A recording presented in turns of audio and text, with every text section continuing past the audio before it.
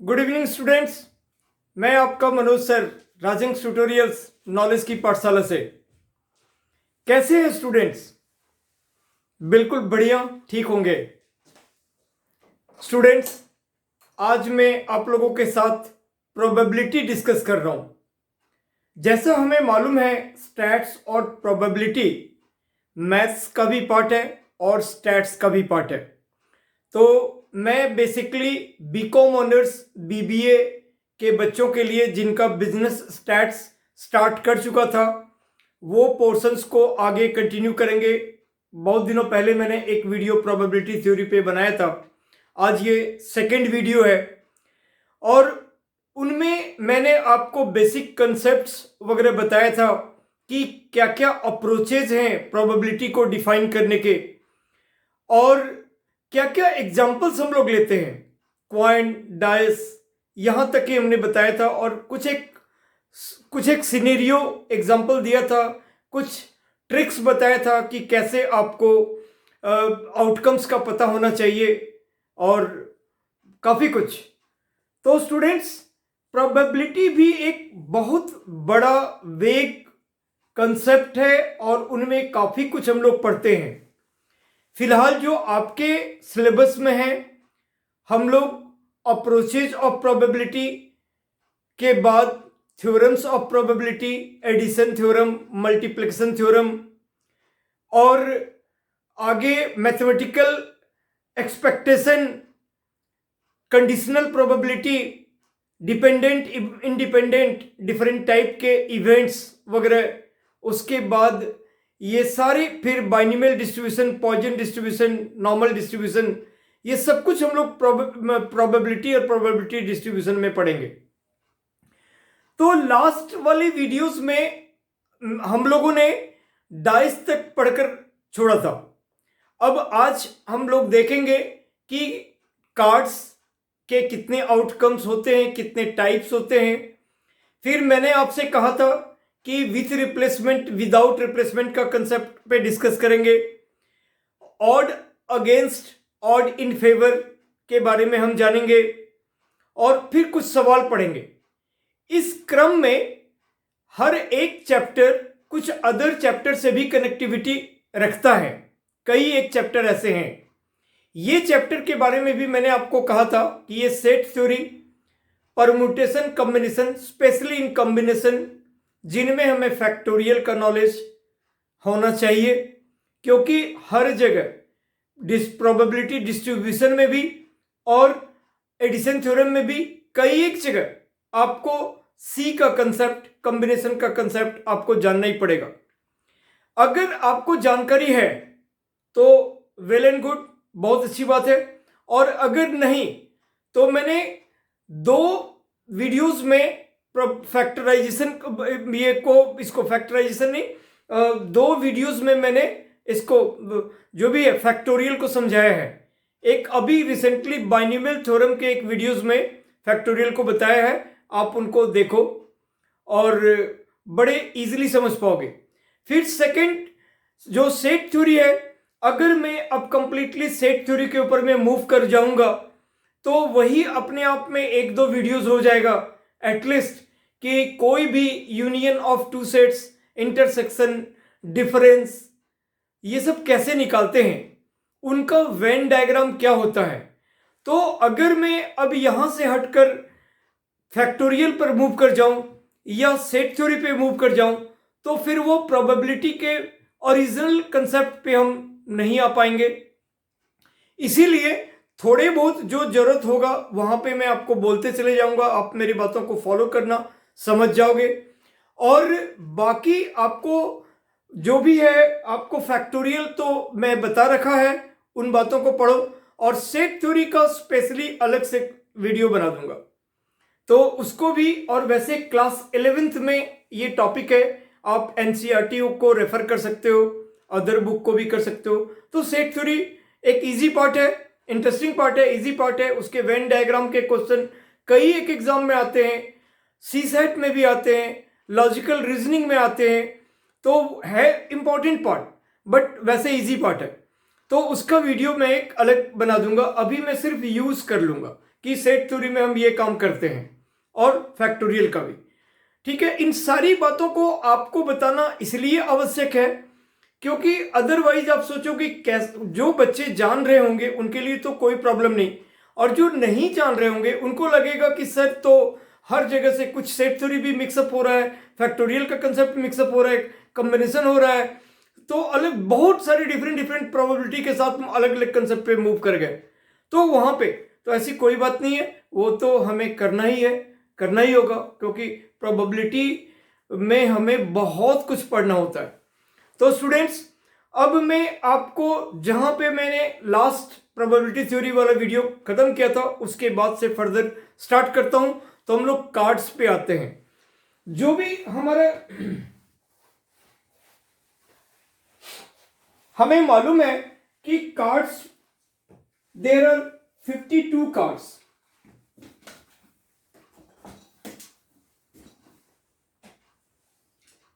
Cards जो playing cards हम लोग खेलते हैं, तो in a pack of card there are 52 cards. ठीक है, और इनमें हमें 4 सूट्स होते हैं, इनमें 4 सूट्स होते हैं जो क्लब, स्पेड, डायमंड और हार्ट।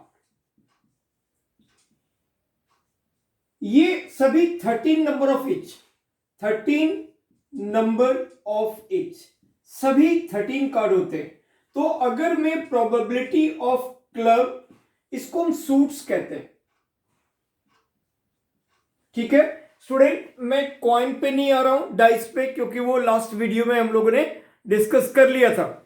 तो कार्ड्स में 4 सूट्स होते हैं और हर एक कार्ड, हर एक जो सूट्स है उनमें 13 कार्ड्स होते हैं।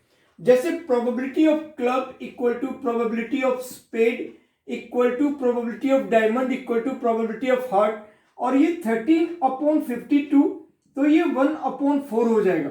अब अगर आपसे पूछा जाए कि probability of note diamond card, note diamond card, अगर ये आपसे पूछा जाए तो आपको मैंने बताया था कि P of A plus P of not A equal to 1, total probability हम 1 कंसीडर करके चलते हैं। तो not diamond means 1 minus 1/4। So diamond का भी 1/4 होगा, हार्ट का भी 1/4 होगा जब अपने क्लब ऑफ स्पेड, क्योंकि 13 सब में होते हैं।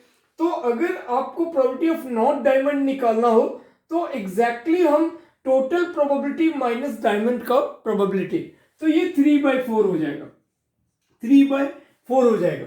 ठीक है, और अब हम आते हैं colour of card. Colour of card, तो there are 2 colours basically, red and white. ये दोनों ही कलर हमारे 26 कार्ड होते हैं। तो प्रोबेबिलिटी ऑफ रेड कार्ड ये 26/52 और ये हो गया 1/2, और प्रोबेबिलिटी ऑफ ब्लैक कार्ड ये भी हमारा हो गया 26/52 और ये भी 1/2। राइट, अब हमने सूट्स देख लिया, अब कार्ड होते कौन कौन से हैं। तो हमें मालूम है कि एस 2 3 4 5 6 7 8 9 10 किंग, क्वीन और जैक, ये टोटल टाइप के कार्ड होते हैं। कार्ड्स आर, अब हम लोग देखते हैं कि ये कार्ड कौन कौन होते हैं। तो पहले वाले को एस कहते हैं, फिर 2 3 4 और ऐसे कर करके 10 तक, और फिर king, queen, jack, king, queen और जैक, ये टोटल 13 नंबर होते हैं और ये सभी कार्ड 4-4 होते हैं।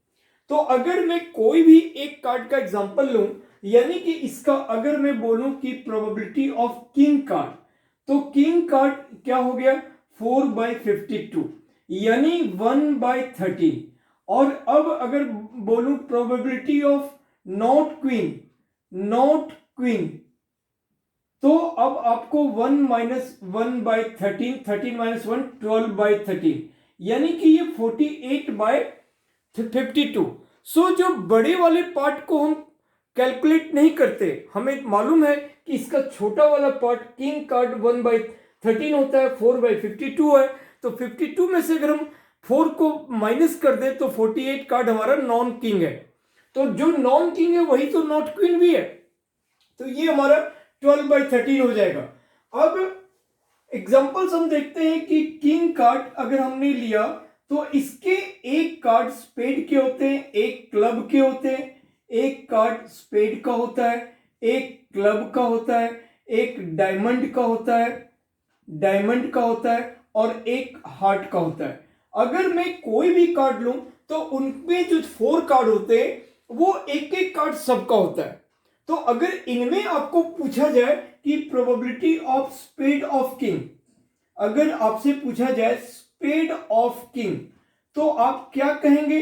किंग में का जो स्पेड है, स्पेड का जो किंग है तो 1/52, और फिर इसी का नॉट अगर यहां पे लगा दिया जाए कि नॉट स्पेड ऑफ कोई भी चीज इनमें से, तो 1 - 1/52, तो वो 51/52 हो जाएगा, राइट। तो यही चीज है। अब कार्ड्स का कार्ड हमने देखा, अब इसमें एक है फेस कार्ड। अब यहां पे एक चीज है face card, colour of card हमने देख लिया और किस टाइप का सिचुएशन होता है। हमें थोड़ा जल्दी जल्दी चीजों को भी थोड़ा कवर करना पड़ेगा। अब आता है probability of face card. Face card 12 होता है, 12/52, तो 3/13, और probability of non face card ये हमारा 1 - 3/13, तो ये 10/13।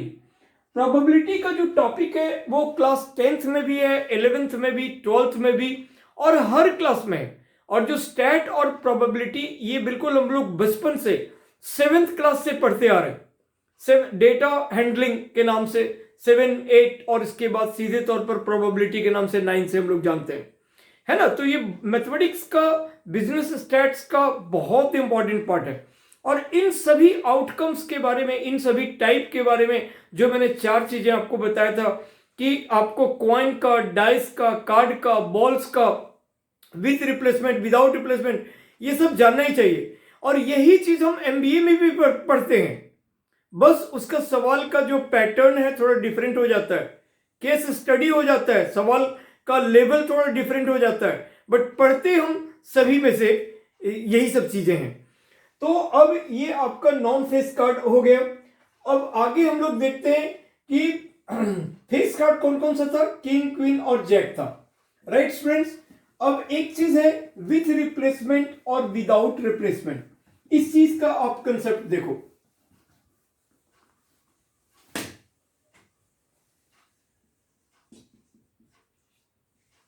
With replacement and without replacement,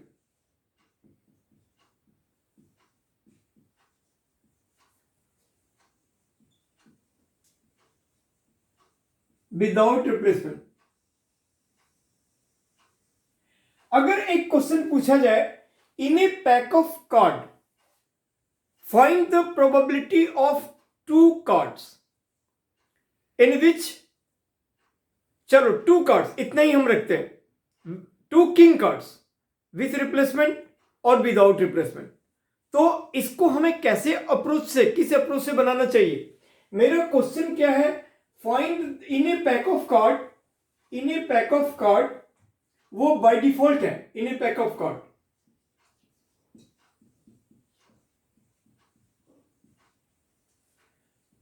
find the probability of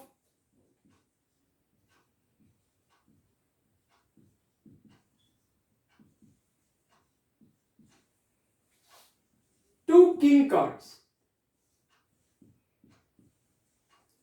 with replacement, पहला पार्ट,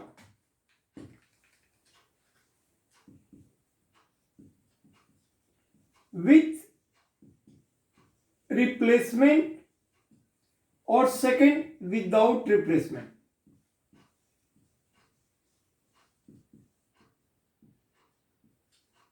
अब विथ रिप्लेसमेंट का मतलब हमको एक बार ड्रॉ कर लेना है, फिर उसको रिप्लेस कर देना है उस पैक ऑफ कार्ड में। तो we know that there are 52 cards और 2 किंग कार्ड आर ड्रॉन। तो जब भी 2 किंग कार्ड हो, हम एक से ज्यादा ड्रॉ करते हैं तो वो सक्सेसिवली करते हैं, यानी वन आफ्टर अदर करते हैं, है ना, या respectively, successively, one after other, respectively, simultaneously, ये सब एक ही टाइप के वर्ड्स हैं, उनका मीनिंग सेम है कि हम एक के बाद ये वन आफ्टर अदर ड्रॉ, सबका मीनिंग सेम है, एक के बाद दूसरा कार्ड। तो ये जो जितनी प्रोबेबिलिटी होते हैं उनको मैं आपको बताऊंगा कि वो एफपीसी थ्योरम पे बेस्ड है, फंडामेंटल प्रिंसिपल ऑफ काउंटिंग। तो एक से ज्यादा अगर हमें कार्ड ड्रॉ करना है तो फर्स्ट टाइम का ड्रॉ इनटू सेकेंड टाइम का ड्रॉ इनटू थर्ड टाइम का ड्रॉ का प्रोबेबिलिटी होगा। अगर हमें 3 निकालने हैं ऐसे ही, और फोर्थ निकालना है इनटू फोर्थ ड्रॉ का प्रोबेबिलिटी। तो ये सारे प्रोबेबिलिटी जो होंगे वो आपस में मल्टीप्लाई होंगे, प्लस नहीं होंगे, माइनस नहीं होंगे, डिवाइड नहीं होंगे, मल्टीप्लाई होंगे। इसी को कहते हैं फंडामेंटल प्रिंसिपल ऑफ काउंटिंग। कब प्लस होते हैं? अगर आप कहोगे कि नहीं सर, कहीं कहीं तो हम देखते हैं कि एक चीज का प्रोबेबिलिटी प्लस दूसरे चीज की प्रोबेबिलिटी है, तो कब प्लस होता है और कब इनटू होता है, ये चीज मैं आपको बताऊंगा, थोड़ी देर बाद ही बताऊंगा कि एक एग्जांपल के साथ में। अभी आप ऐसा समझो कि जो प्रोबेबिलिटी ड्रॉ होता है एक से ज्यादा अगर हम ड्रॉ करते हैं तो जो भी है 2, 3 जितना ड्रॉ करते हैं उनमें हर ड्रॉ की प्रोबेबिलिटी आपस में मल्टीप्लाई होता है। तो यहां मैंने एग्जांपल लिया कि 2 किंग कार्ड्स आर ड्रॉन, है ना, तो 2 किंग कार्ड्स आर ड्रॉन। तो पहला अगर कंडीशन है विथ रिप्लेसमेंट,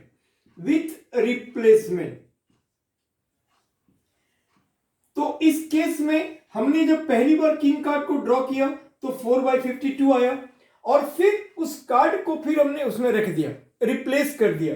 तो अगेन सेकेंड टाइम ड्रॉ किया, तो यहां पे हमें इनटू देना है, यहां पे हमें प्लस नहीं देना है, माइनस नहीं देना है, डिवाइड नहीं करना है, यहां पे हमें इनटू देना है। ऐसा नहीं कि एक किंग कार्ड को उठा लिया और फिर दूसरे को उठाया तो दोनों के बीच में प्लस कब आता है उन चीजों को मैं आपको बताऊंगा।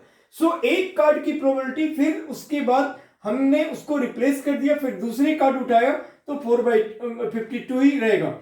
अब ये आपका 1/13 और 1/13 तो हो जाएगा 1/169। तो ऐसे 2 किंग कार्ड हमने ड्रॉ किया विथ रिप्लेसमेंट में, तो 1/169 आया।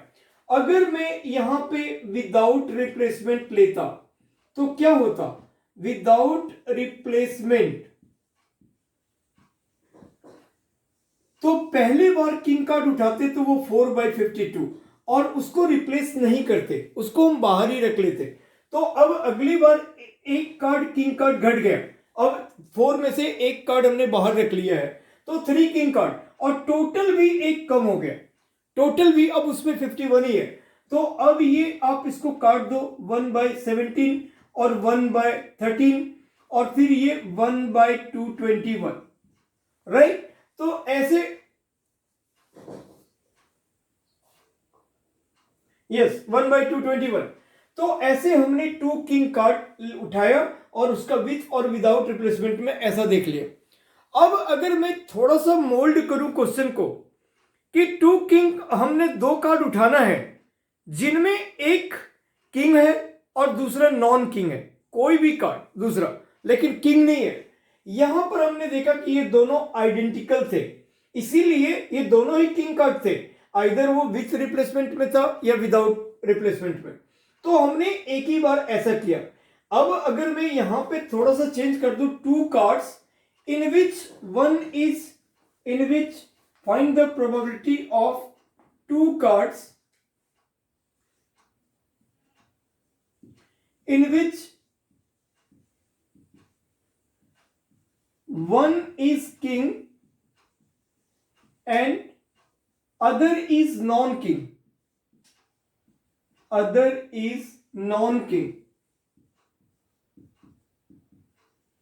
इनका हमें दोनों से निकालना है, विथ रिप्लेसमेंट और विदाउट रिप्लेसमेंट।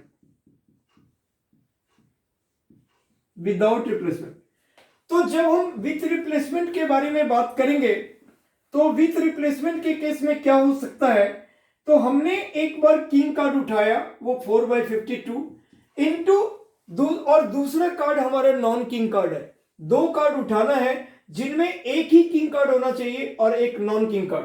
तो किंग कार्ड उठाए तो 4/52 और दूसरा नॉन किंग कार्ड रहेगा तो वो 48/52।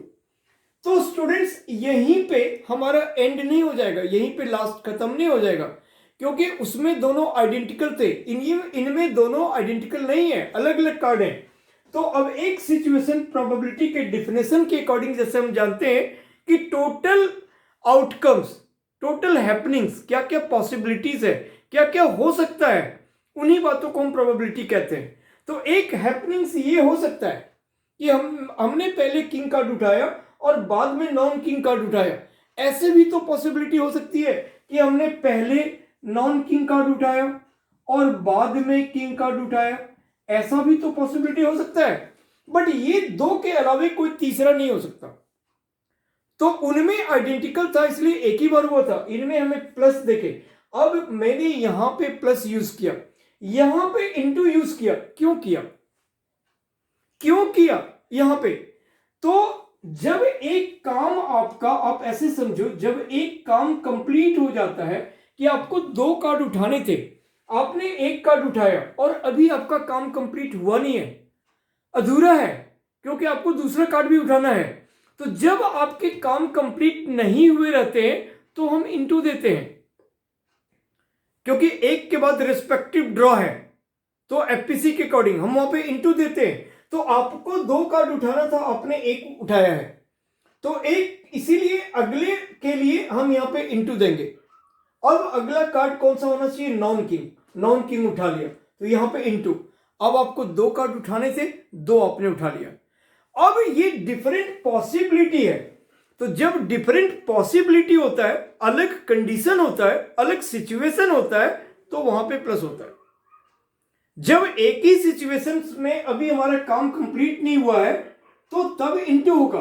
अगर मैं 3 कार्ड उठाता और जो कुछ भी कंडीशन होता तो अभी एक और बार इंटू करता। अगर 4 कार्ड उठाता तो एक और बार करता। लेकिन जब वो जितना भी उठाने के लिए कहेगा 2 या 3, जब वो काम कंप्लीट हो जाएगा तो a set of work is finish. Now we take other happenings, other situations. तो अदर सिचुएशंस जहां पे क्रिएट होते हैं वहां पे हम प्लस करेंगे, नहीं होते हैं तो फिर नहीं करेंगे। तो यहां पे इसीलिए हमने प्लस किया कि अब हो सकता है, इट मे बी, कि पहले हमने नॉन किंग कार्ड उठाया और उसके बाद फिर हमने बाद में किंग कार्ड उठाया। अब इसका आप जैसे भी आप यहां पे काटो 4 1 और ये हो गया 13, और फिर ये अब आप काट दो 12 और ये 13, 12 और 13, 4 से हमने कट कर दिया। यहां भी आपका 12 और 13 और ये 1/13। तो इस तरह से आपके जो रिजल्ट हो गए 12/169 और plus 12/169। So the complete result, total result is 24/169 in case of with replacement। अगर मैं विदाउट रिप्लेसमेंट के बारे में बात करूं, अगर मैं आपसे यहां पे विदाउट रिप्लेसमेंट के बारे में बात करूं,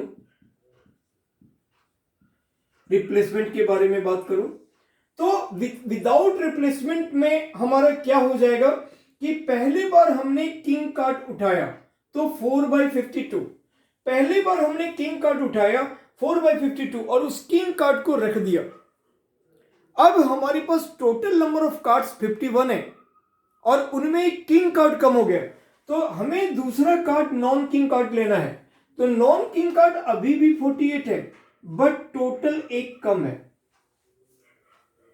ठीक है, टोटल एक कम है। हमने किंग कार्ड उठाया, अगला कार्ड हमें नॉन किंग कार्ड का लेना है, तो नॉन किंग कार्ड में कोई कमी नहीं है, वो एज इट इज 48 है, और लेकिन टोटल नंबर ऑफ कार्ड एक कम है तो उसमें 51 हो गए।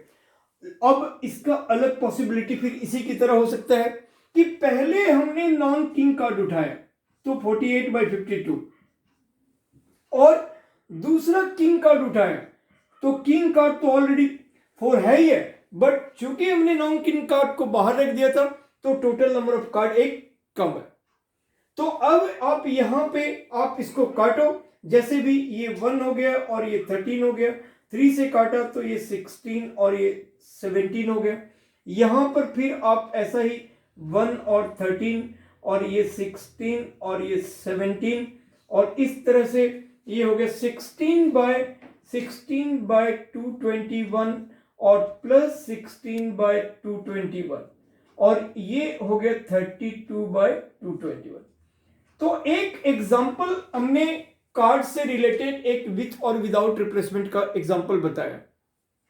मैंने आपको कहा था कि प्रोबेबिलिटी में जनरली हम लोग 4 टाइप के एग्जाम्पल लेते हैं।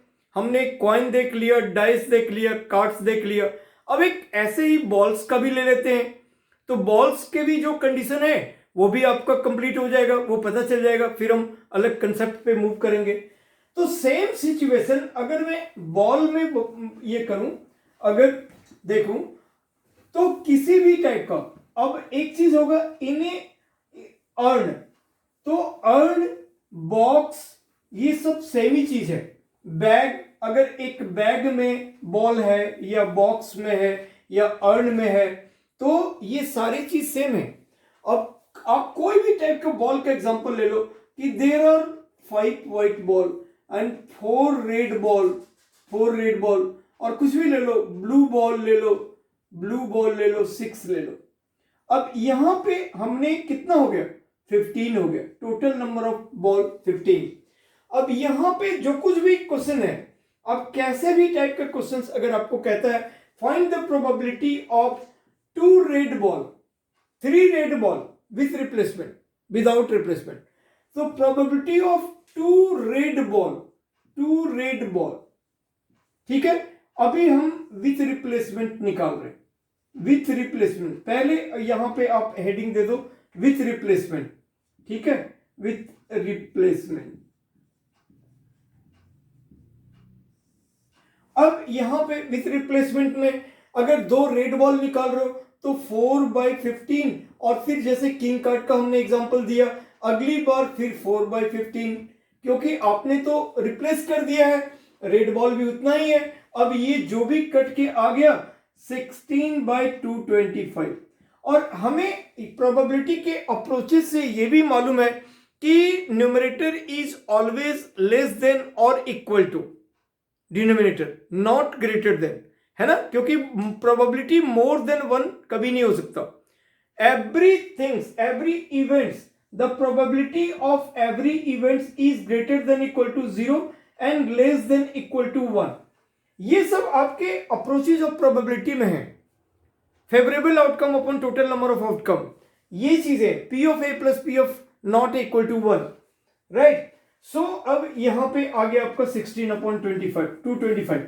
सिमिलर सिचुएशन अगर मैं विदाउट रिप्लेसमेंट में, विदाउट रिप्लेसमेंट के केस में यही चीज निकालूं तो बिल्कुल सिमिलर कंडीशन हो गया कार्ड्स वाली। तो ये क्या हो जाएगा 4/15 और अगला फिर 3 हो जाएगा 3/14, और ये फिर कट के जो आपका आंसर आया 2 और 7, है ना, और फिर 3 और यहां पे 5 हो गया, तो 2/35, 2/35 ये आपका हो गया without replacement probability of 2 red ball, 2 red ball.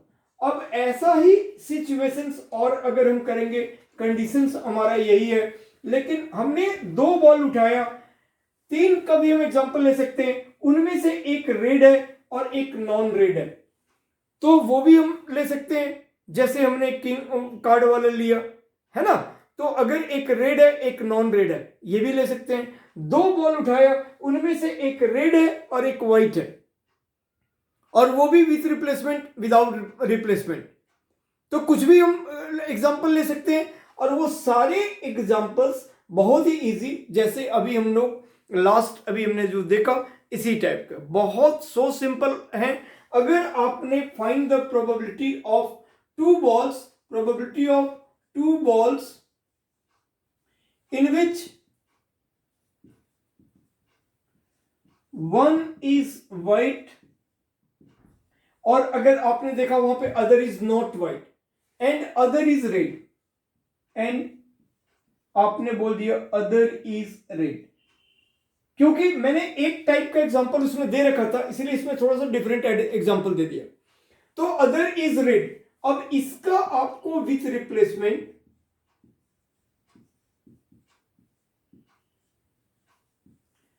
अगर आप लोगे तो व्हाइट बॉल, पहला बॉल आपने उठाया व्हाइट बॉल, तो वो हो गया 5/15 और विथ रिप्लेसमेंट है, और आपको दूसरा बॉल उठाना है रेड बॉल, तो ये हो गया 4/15, राइट। दूसरा सिचुएशन कि पहले आपने रेड बॉल उठाया 4/15 इनटू दूसरा आपने फिर उठाया व्हाइट बॉल, तो 5/15। तो बहुत ही इजी, इसको कट करके आप इसको छोटा कर लोगे, 5 3 जा और नहीं कटेगा, तो और फिर इसी तरह से 5 3 जा, है ना। तो ये 4/45, 4/45 और प्लस 4/45, तो ये 8/45, 8/45। हमने एक वाइट एक नॉन वाइट अगर रहे तो उसका एग्जांपल डिस्कस कर लिया कि कैसे हो सकता है, लास्ट एग्जांपल की तरह। अब अगर एक वाइट और दूसरा रेड, उसमें हमने रिप्लेसमेंट लगाया और नॉन रिप्लेसमेंट, अगर इसी सिचुएशन में विदाउट रिप्लेसमेंट करेंगे, विदाउट रिप्लेसमेंट करेंगे, विदाउट रिप्लेसमेंट करेंगे, तो उस केस में हमने पहले व्हाइट बॉल उठाया तो 5/15 और उस व्हाइट बॉल को बाहर रख दिया। अब हमारे पास नंबर ऑफ बॉल 14 ही हो गए, और 14 में रेड को हमने कुछ नहीं किया है, तो 4/14 ही हो जाएगा, ठीक है। और फिर और अलग सिचुएशन हो सकता है कि पहले हमने रेड बॉल को उठाया और उसको बाहर रख दिया, और उसके बाद अब हम व्हाइट बॉल को उठा रहे हैं, तो 5 टोटल नंबर ऑफ बॉल एक कम है, फिर इसका कैलकुलेशन कर लिए। तो ये सारे जो बॉल्स वाले हैं विथ और विदाउट रिप्लेसमेंट वाले, ये भी नॉर्मल ही हैं, तो आप बड़े आराम से इसको कर सकते हो। इसके बाद अब यहां पे एक आता है odd in favour odd against, odd in favour odd against, उसका कंसेप्ट बात कर रहा हूं।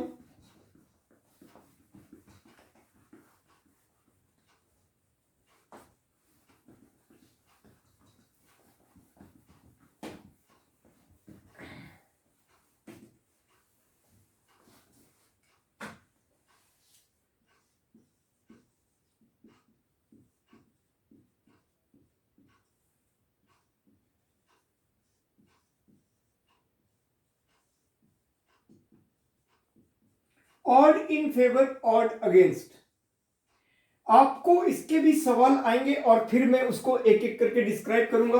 आपको जानना है कि ऑड इन फेवर, जो फेवर का जो प्रोबेबिलिटी होता है वो होता है m/m+n, where m is the favourable condition and n is not favourable condition. और ऑड अगेंस्ट का जो प्रोबेबिलिटी होता है वो n/m+n,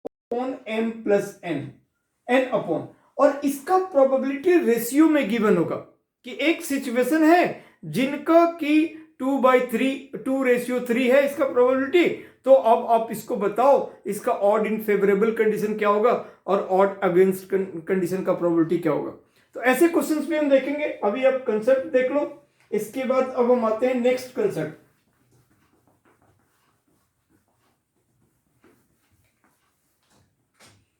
थ्योरम्स ऑफ प्रोबेबिलिटी।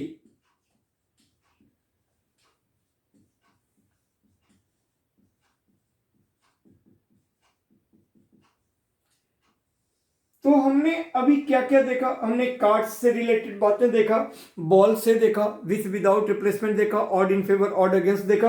अब हम लोग आते हैं theorems of probability. There are two theorems of probability, one is addition theorem, one is addition theorem and other is multiplication theorem.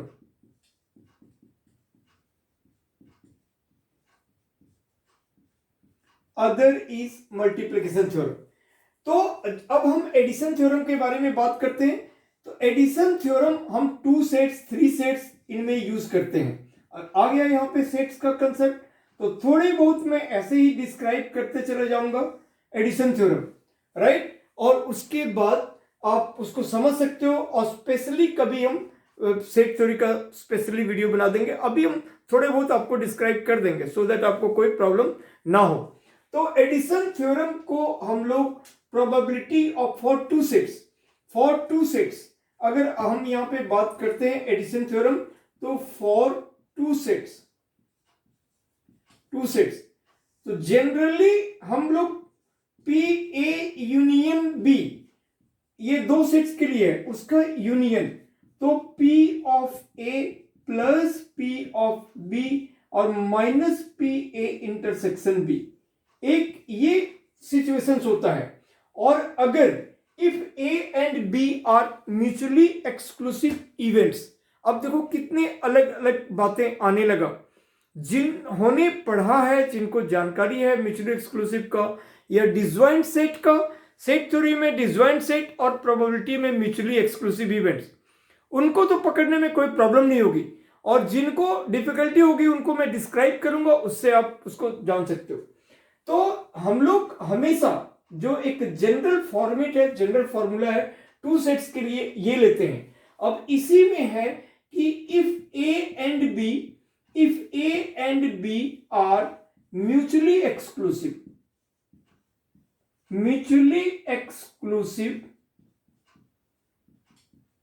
events then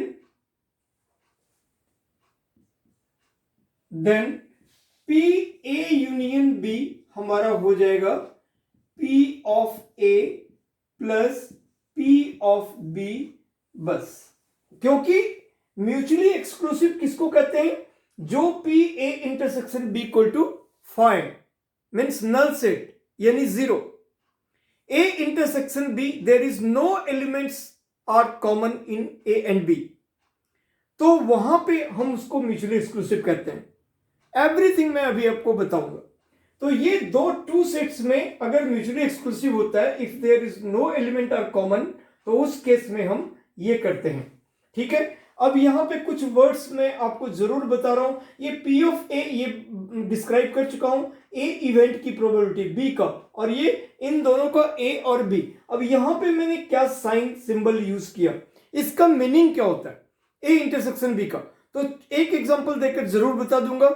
जिन बच्चों को नहीं पता हो, जैसे कई सारे ऐसे बच्चे होते हैं जिन्होंने मान लो BBA में 11th-12th में मैथ्स नहीं रखा हो और वो BBA कर रहे हैं या MBA भी कर रहे हैं आज के डेट में, तो उनको ये सब कंसेप्ट में निश्चित तौर पर मेरे वीडियोस ही उन्हीं के लिए है ना। मैं 9, 10th, 11th, 12th में भी प्रोबेबिलिटी है, बट मैं फिलहाल तो अभी वही क्रिएट कर रहा हूं जो BCom ऑनर्स में है, जो BBA में है, जो MBA में है।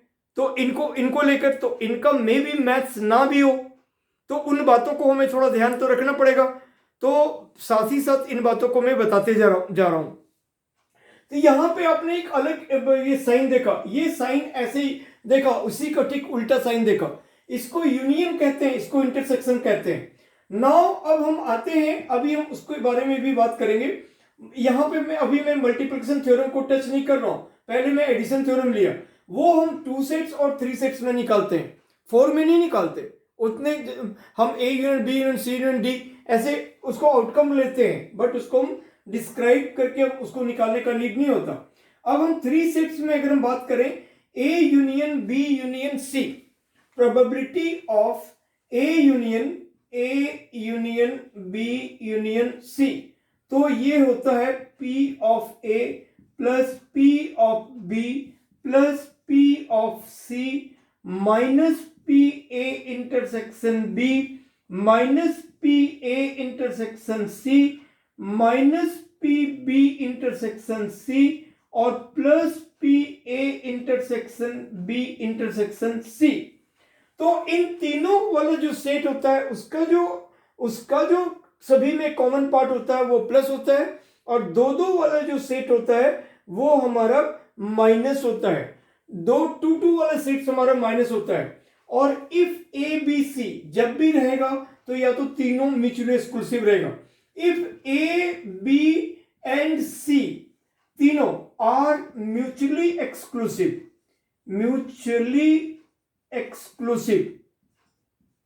एक्सक्लूसिव इवेंट, तो then P A union B union C equal to P of A plus P of B my plus P of C. बस इतना ही हो जाएगा और आगे इंटरसेक्शन वाला कोई पार्ट होगा ही नहीं क्योंकि उनमें कोई कॉमन है ही नहीं।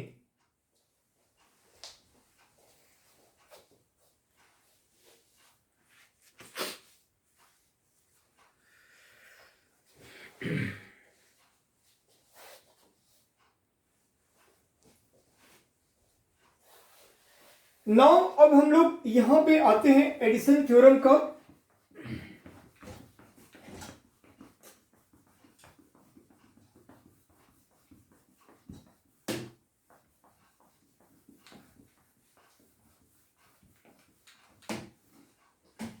एडिशन थ्योरम में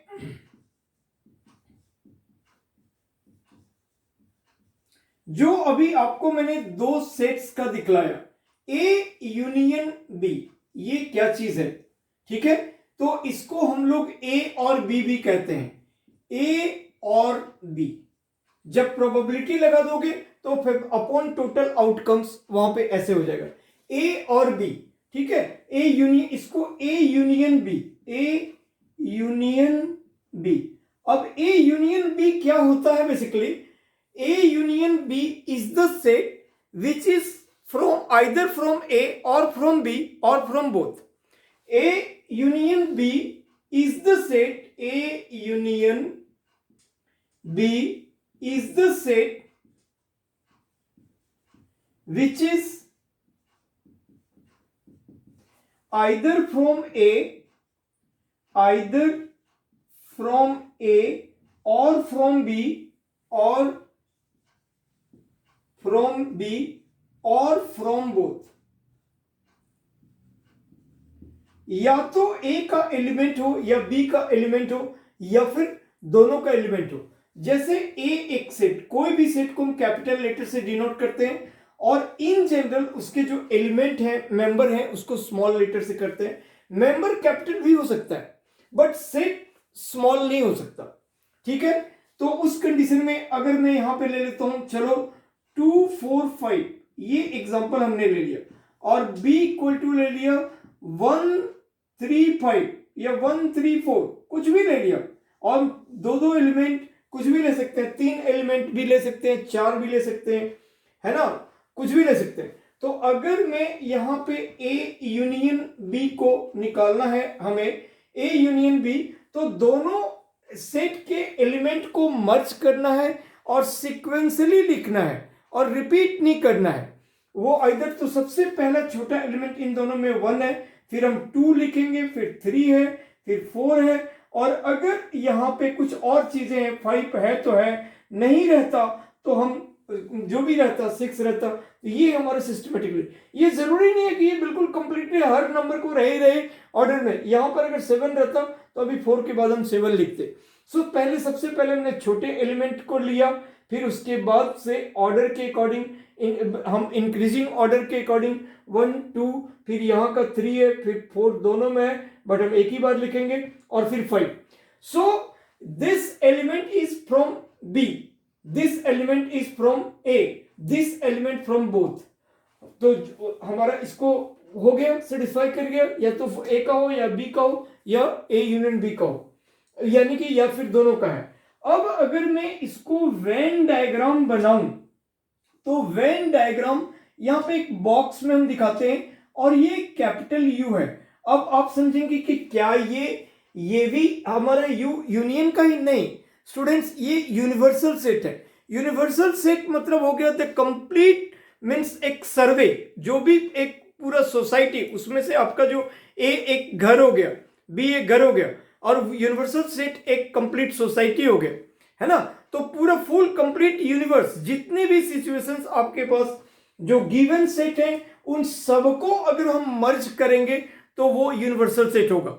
अगर हमारे पास जितने भी सेट्स गिवन है, A B C D E F जितने भी हैं, उन सबको अगर मैं मर्ज करूं, A union B union C union D union F E union F, जितने भी सेट्स गिवन है उन सबके एलिमेंट को सबको अगर मैं यूनियन करूं, सबको मर्ज करूं और इसी सिस्टम पे लिखूं, तो वही हमारा यूनिवर्सल सेट होता है। और यूनिवर्सल सेट का जो ऊपर का जो पार्ट है वो थोड़ा सा बड़ा होता है, खुला होता है, और यूनियन का पार्ट सकरा होता है।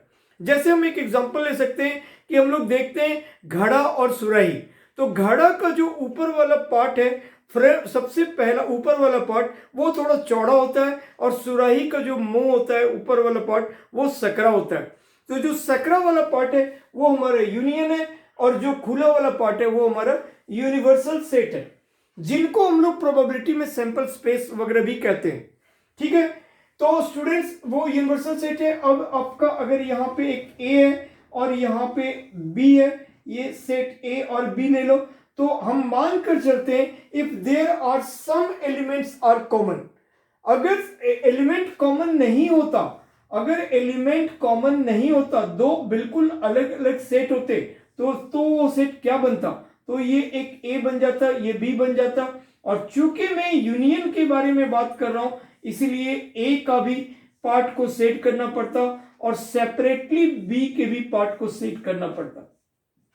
ए और बी हमारा दो अलग अलग सेट है, म्यूचुअली एक्सक्लूसिव है, मतलब कोई कॉमन नहीं है। यानी यहां पे 2 4 5 है और यहां पे हम 1 3 7, तो there are no elements are common. उस केस में इसका वेन डायग्राम ये हो जाता। अब इस केस में इसको हम वेन डायग्राम कहते हैं।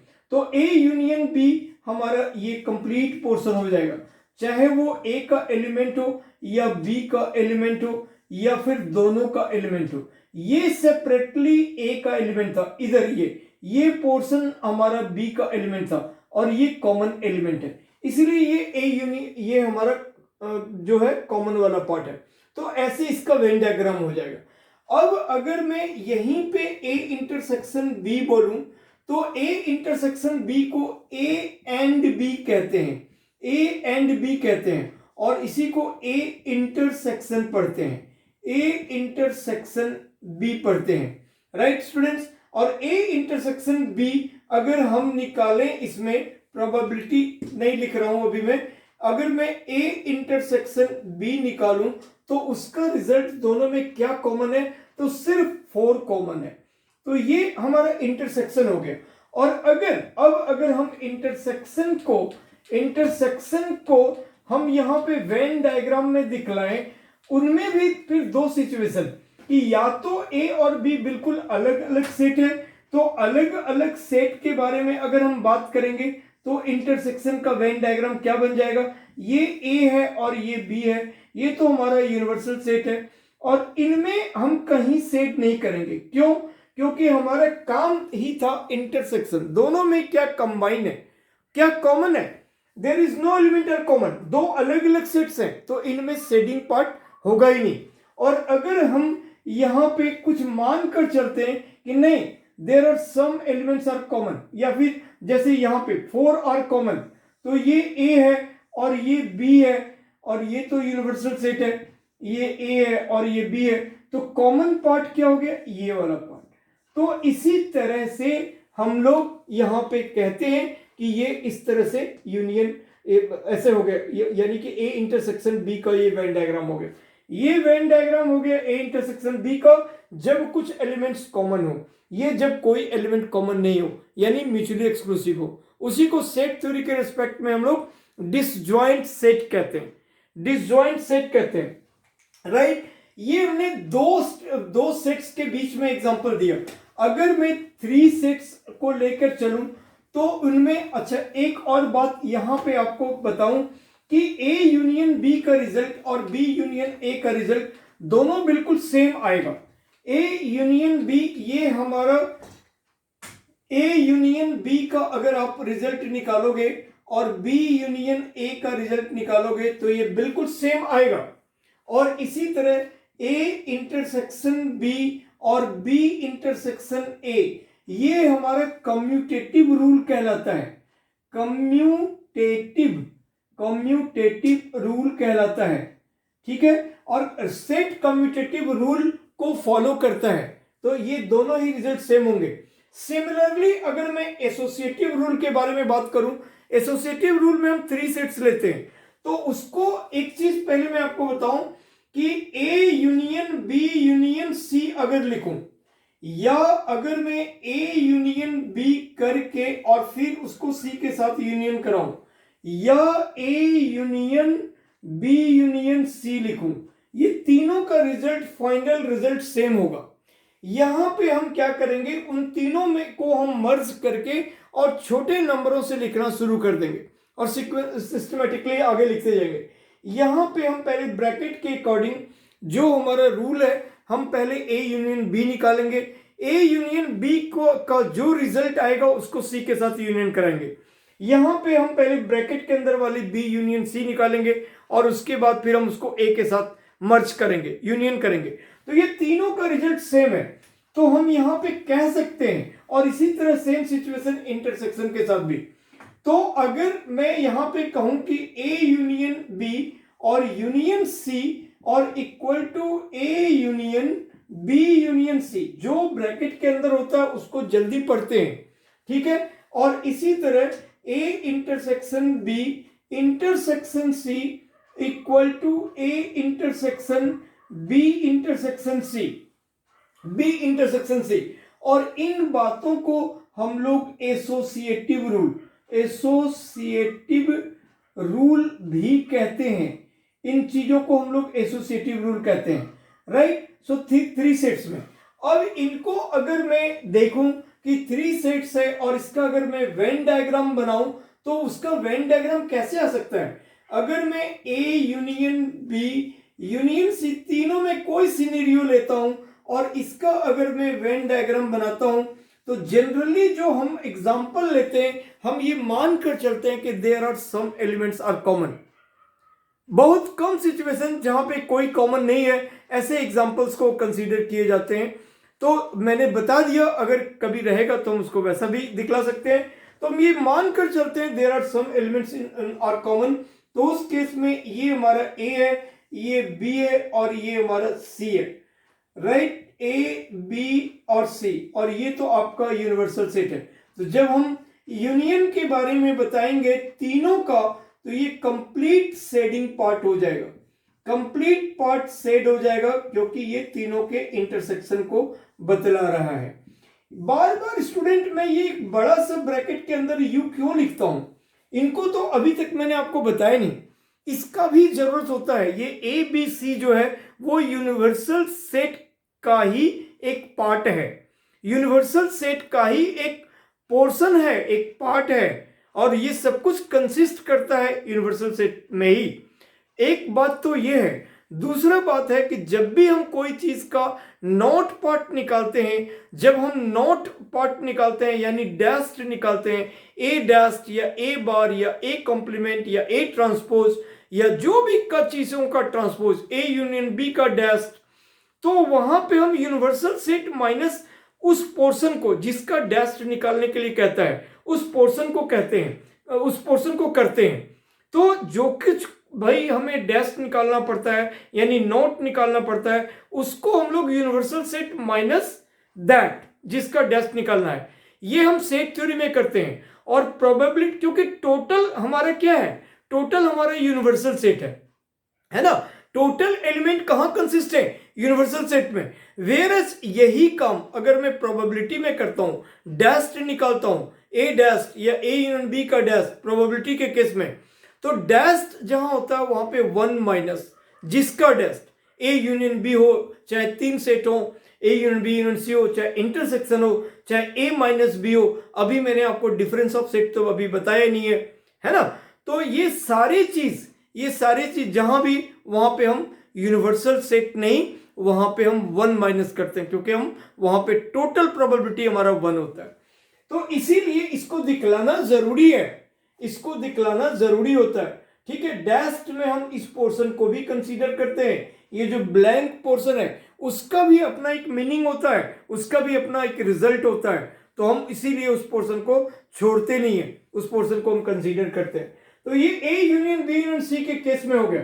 अब अगर आप ए इंटरसेक्शन बी और इंटरसेक्शन सी, कुछ भी, चाहे आप यहां इंटरसेक्शन लगाओ चाहे जहां भी इंटरसेक्शन लगाओ या कहीं ना लगाओ, A intersection B intersection C ऐसा कर दो, चाहे A intersection B intersection C को एक ब्रैकेट में लो, कैसा भी सिचुएशन, जैसे यहां पर भी मैंने तीनों सिचुएशन लेके दिखाया था जिनमें दो तो यहीं पे है, तो उस केस का मतलब हो गया कि तीनों के पार्ट का इंटरसेक्शन, यानी ये हमारा यूनिवर्सल सेट है, ये ए है, ये बी है और ये सी है, ए बी और सी, और ये तीनों पार्ट का इंटरसेक्शन वाला पार्ट हमारा यही है, तीनों पार्ट का इंटरसेक्शन का पोर्शन हमारा यही है।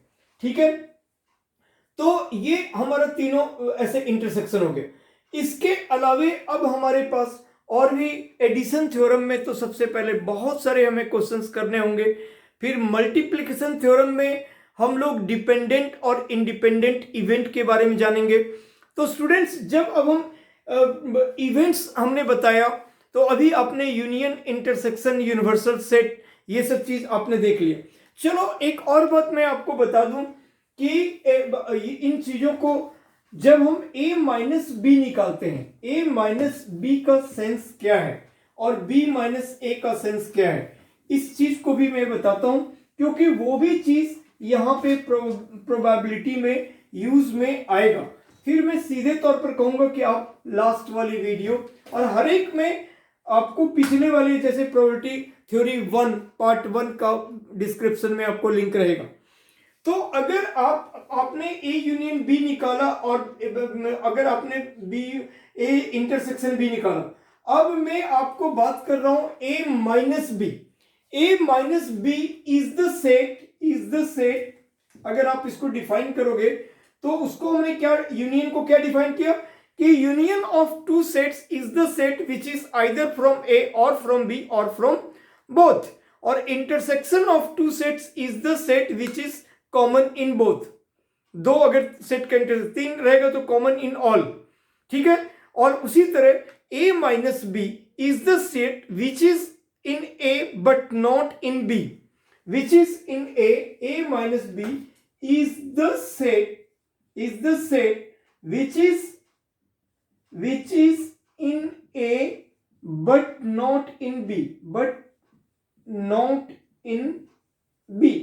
A में है लेकिन B में नहीं है।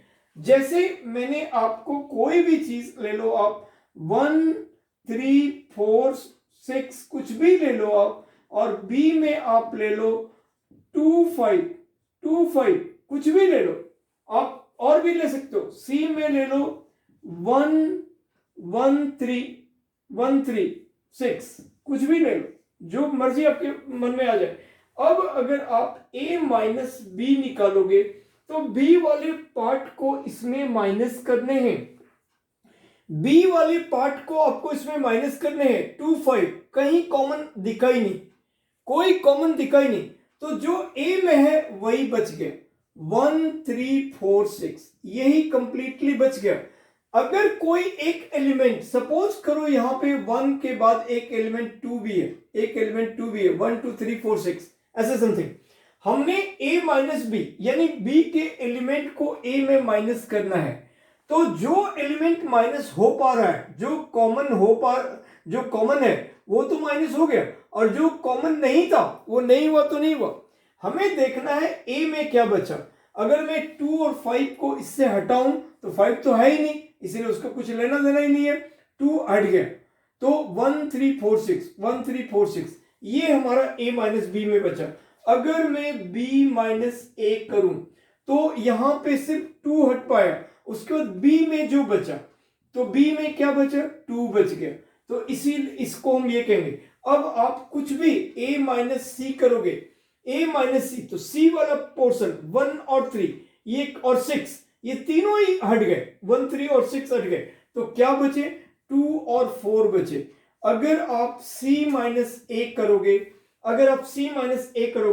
तो फिर a यानी कि 1 3 6 हट गया और इसमें कुछ भी नहीं बचा, c में जो था सो हट गया, तो इसको हम 5 लिखेंगे, नल सेट लिखेंगे। इसी तरह b माइनस सी करोगे तो c का पार्ट 1 3 6 इसमें है ही नहीं, तो जो b में है वही वाला बचा। c माइनस बी करोगे तो जो c में है 136 यही बचा। तो अब a माइनस बी को हम लोग प्योर a भी कहते हैं। हम लोग a माइनस बी को अगर मैं आपको वेन डायग्राम से अगर मैं आपको दिखाऊं तो a माइनस बी को हम लोग वेन डायग्राम से देखते हैं तो ये आपका यूनिवर्सल सेट है और ये आपका ये है और ये b है, a और b। तो a माइनस बी में सिर्फ ये वाला पार्ट बचा, ये b वाला पोर्शन पूरा हट गया। a माइनस बी में सिर्फ आपका ये पार्ट बचा, ठीक है, b वाला पोर्शन पूरा हट गया।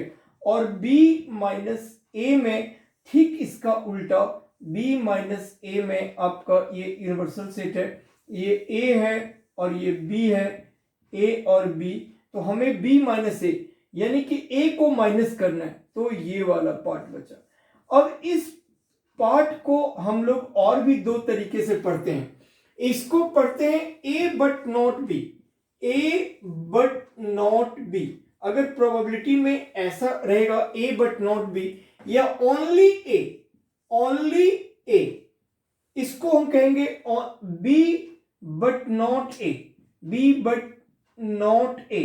और इसको कहेंगे only B.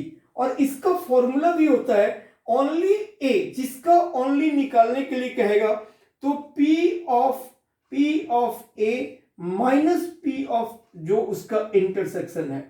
Similarly only b यानी p ऑफ b में उसका आप इंटरसेक्शन पार्ट माइनस कर दो।